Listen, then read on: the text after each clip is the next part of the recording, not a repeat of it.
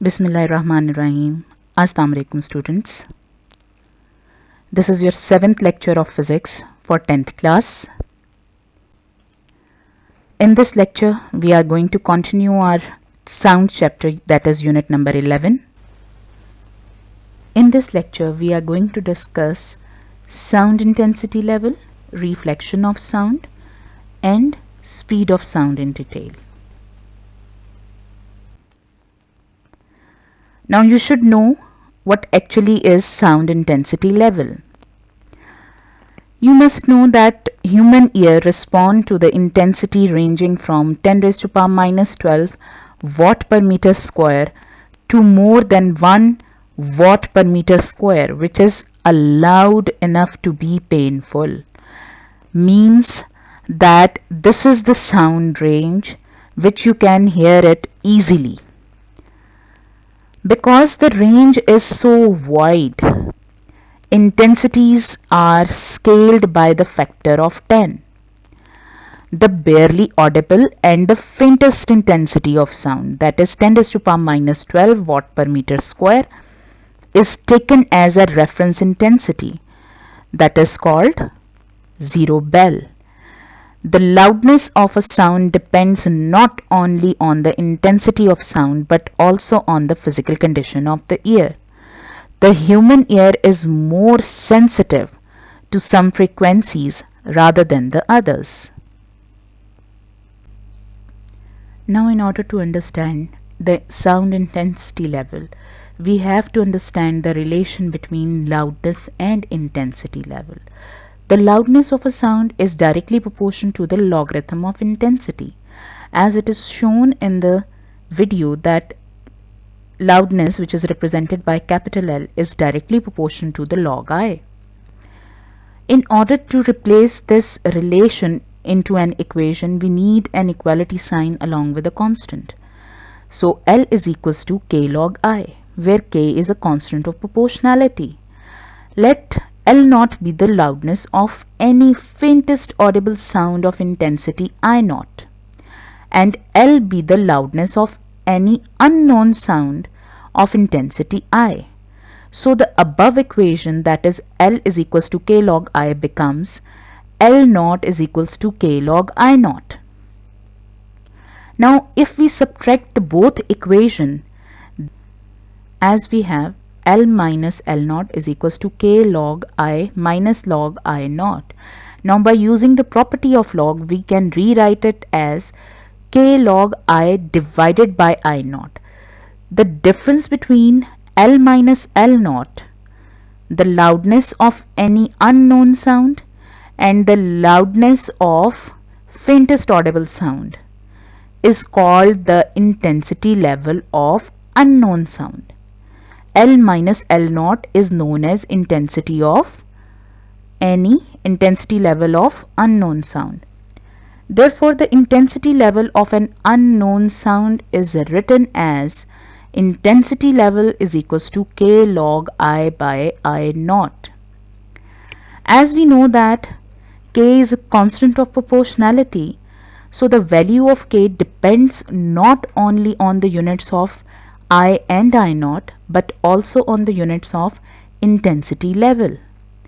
If the I intensity of any unknown sound is 10 times greater than the intensity of I naught, the faintest audible sound, that is I is equals to 10 I naught, and the intensity level of such a sound is taken as a unit called bell. The value of K becomes 1. If we substitute these values inside equation number 3, we have the value of K, which is equals to 1. Now as we know that K is equals to 1, so the intensity level is equals to log I by I naught into bell, where bell is known as the large unit of intensity level of sound. Generally, a smaller unit called decibel is used. Decibel is basically abbreviated as dB, where as we know that 1 bell is equals to 10 decibels. Deci stands for 10 raised to power minus 1. If the intensity level is measured in decibels, then the above equation becomes intensity level is equals to 10 into log I by I naught into bells. This is known as decibel scale. As you can see in the table that different objects or different sources of sounds are given to you with their intensity levels as well as their intensities, and hearing range perception is also given to you, that which sound is painful, which one is very loud, which one is loud, which one is noisy, which one is your moderate sound, which one is start to be quiet, very quiet, and then feeble sounds. You have to learn all these intensities and their intensity levels with their sources in order to complete your MCQs. Now next is reflection of sound.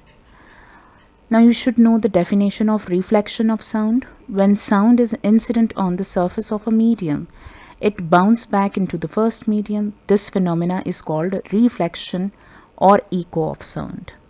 As you can see that when the person is clapping, the sound waves generated in the red line and it strikes the hurdle, that is the wall, and it will reflect back by the blue lines, and he can hear the echo reflected sound.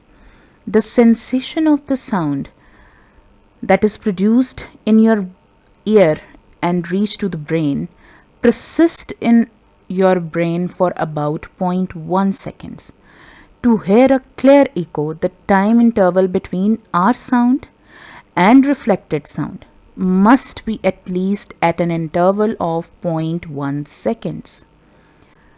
Now you should know there are few conditions which are applicable to do the phenomena of echo. If we consider the speed of sound to be 340 meters per second at a normal temperature in the air, we will hear the echo after 0.1 seconds. So the total distance covered by the sound from the point of generation to the reflecting surface and back, it should be 340 multiplied by 0.1 seconds, which is equals to 34 meters. Now the distance should be half in order to, for hearing distant echoes. In order to hear the echo, the minimum distance of the obstacle from the source of the sound must be half of the distance, that is 17 meters. Echoes may be heard more than once due to the successive or multiple reflections. Now, in order to understand reflection and echo of sound more clearly, we are going to perform an experiment. For this, you have to take two identical plastic pipes of suitable length. Arrange the pipes on the table near a wall. Place a clock near the open end of one of the pipe and try to hear the sound of the clock through the other pipe. Adjust the position of the pipe so that you can hear the sound of the clock clearly. Now measure the angle of incidence and reflection and see the relationship between the angles. Lift the pipe on the right vertically to a small height and observe what happens. As you can see in the picture clearly that a sound wave coming from the clock hit the wall and enters inside the other tube and the person hears it. So the incident wave and the reflected wave makes an angle which is going to be sorted by a soft wood. And we can see that this is your reflected wave, so it must obey the laws of reflection, which I have already explained it. That angle of incident must be equal to angle of reflection. Your incident ray, reflected ray, and the normal at the point of incident must lie on the same plane. As you can see clearly in the picture that all these two laws are obeyed. So this confirms that sound waves shows the reflection. Now the most important thing and the last topic of today's lecture is your speed of sound. Sound waves can be transmitted by any medium containing particles that can vibrate. They cannot pass through vacuum as it is already cleared. However, the nature of the medium will affect the speed of sound. The speed of sound in liquid is 5 times that in gases. The speed of sound in solid is about 15 times that in gases. The speed of sound in air is affected by changes in some physical conditions such as temperature, pressure and humidity, etc. As you can clearly see in the animation that you can see solid, liquid and gases. The particles in the solids are close together, so they spread the disturbance very quickly, whereas liquid particles are far apart as compared to solid, so their disturbance is quite low as compared to solids. Whereas in gases, particles are far apart, so they transfer the disturbance less as compared to solids and liquids.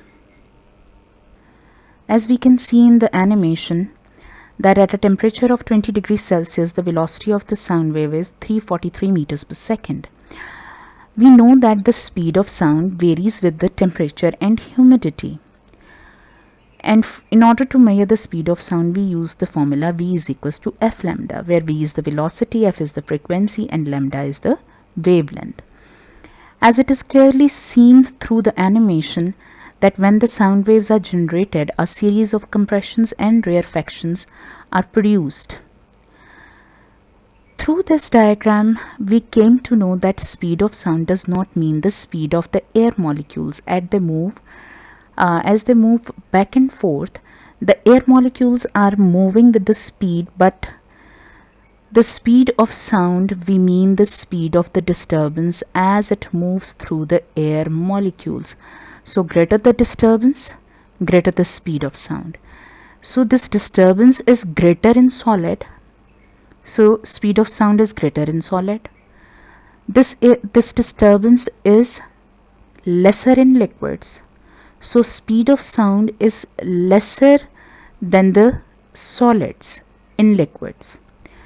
Whereas when we talk about air, the speed of sound is much less as compared to solids and liquids. Now by the end of your lecture, I am going to give you few questions related to your article, that what do you mean by the term intensity level of the sound? Name and define the unit of intensity level of sound. If we clap or speak in front of a building while standing at a particular distance, we rehear our sound after some time. Can you explain how does this happen? Is there any difference between echo and reflection of sound? Explain. I hope you will enjoy this lecture.